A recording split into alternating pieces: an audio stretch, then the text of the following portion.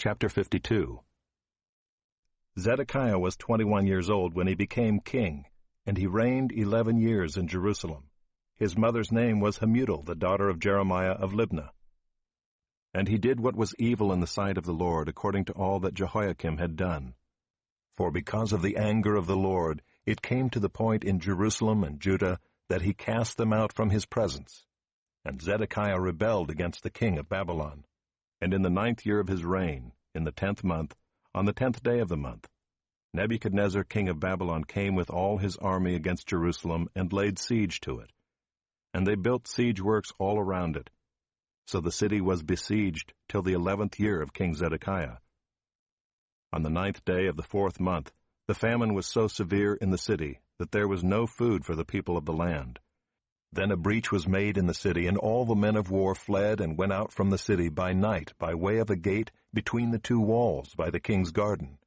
And the Chaldeans were around the city, and they went in the direction of the Arabah. The army of the Chaldeans pursued the king and overtook Zedekiah in the plains of Jericho. And all his army was scattered from him. Then they captured the king and brought him up to the king of Babylon at Riblah in the land of Hamath, and he passed sentence on him. The king of Babylon slaughtered the sons of Zedekiah before his eyes, and also slaughtered all the officials of Judah at Riblah. He put out the eyes of Zedekiah and bound him in chains, and the king of Babylon took him to Babylon, and put him in prison till the day of his death. In the 5th month, on the 10th day of the month, that was the 19th year of King Nebuchadnezzar, king of Babylon, Nebuzaradan, the captain of the bodyguard, who served the king of Babylon, entered Jerusalem. And he burned the house of the Lord and the king's house and all the houses of Jerusalem. Every great house he burned down. And all the army of the Chaldeans who were with the captain of the guard broke down all the walls around Jerusalem. And Nebuzaradan, the captain of the guard, carried away captive some of the poorest of the people, and the rest of the people who were left in the city, and the deserters who had deserted to the king of Babylon, together with the rest of the artisans. But Nebuzaradan, the captain of the guard, left some of the poorest of the land to be vine-dressers and plowmen. And the pillars of bronze that were in the house of the Lord, and the stands and the bronze sea that were in the house of the Lord, the Chaldeans broke in pieces and carried all the bronze to Babylon. And they took away the pots and the shovels and the snuffers and the basins and the dishes for incense and all the vessels of bronze used in the temple service. Also the small bowls and the fire pans and the basins and the pots and the lampstands and the dishes for incense and the bowls for drink offerings. What was of gold the captain of the guard took away as gold, and what was of silver as silver. As for the 2 pillars, the 1 sea, the 12 bronze bowls that were under the sea, and the stands which Solomon the king had made for the house of the Lord, the bronze of all these things was beyond weight.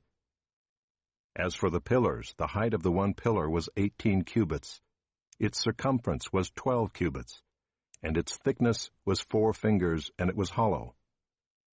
On it was a capital of bronze. The height of the 1 capital was 5 cubits. A network and pomegranates, all of bronze, were around the capital, and the 2nd pillar had the same with pomegranates.